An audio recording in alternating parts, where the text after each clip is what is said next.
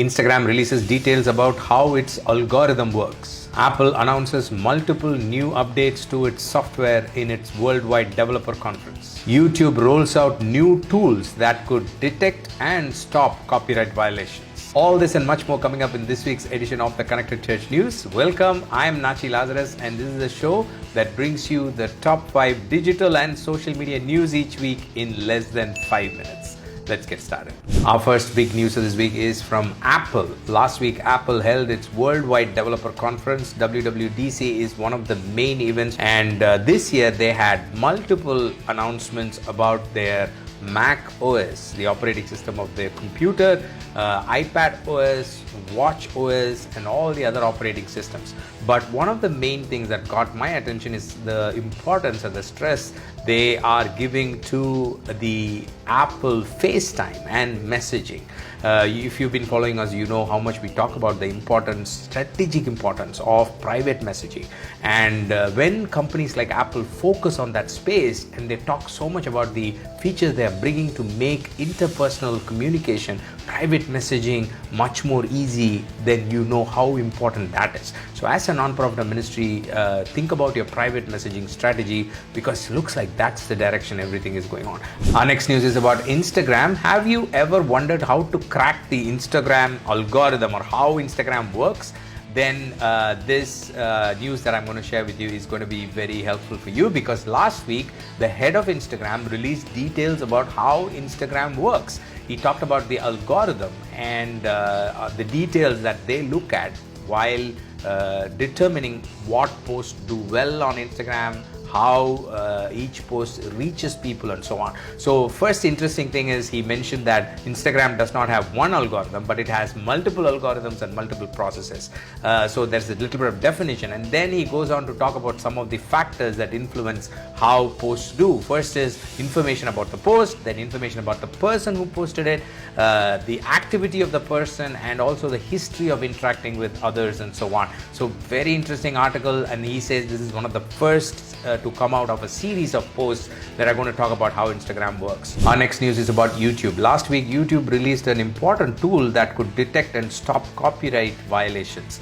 If you find a copyright violation and if you lodge a claim with YouTube, now you have the option to select a tick box that says prevent other people from uploading copies of this particular video on YouTube in the future. So that means you're not only claiming that particular copyright violation, but you're also saying don't let others make more copies, so that then you'll have to keep doing that in the future. So this has been one of the problems in the past in the platform, and YouTube is trying to address that, which is great.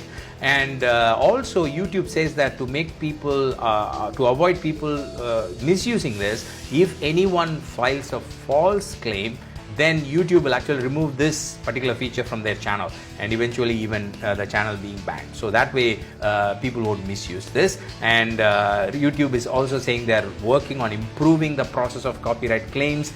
They are bringing in a couple of new features and so on. So I will link to this details in the show notes.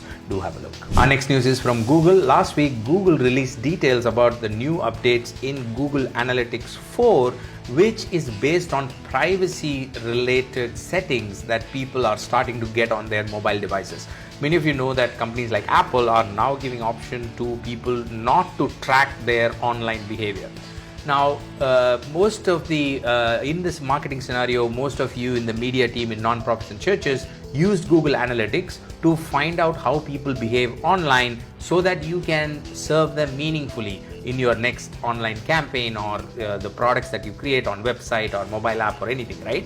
That's how you use it. Now, you're not going to have that data, which is in a way good, because going forward privacy is the best way to approach anything. So but it also leaves you with an option where you don't have access to that data. So what do?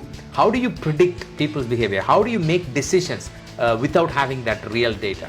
Now Google is saying in Google Analytics 4, they are giving you the option to access new modeled data, which means they will pick up older data, and they will also pick up certain other signals, and they will build a model for you, and that model data will fill in the gaps in Google Analytics and still try to help you make meaningful decisions. Our final news of this week is an important one from the Messenger team. Last week, Facebook Messenger team announced that they are releasing 3 important features. The first and the most important of them all is the release of the QR code and payment link facility that allows you to send and receive money from anyone, even if they are not on Facebook. So that's a big one. Apart from that, they're also releasing chat themes and a quick reply bar, which could also be very helpful for the future. So I will link to all these 3 details in the show notes.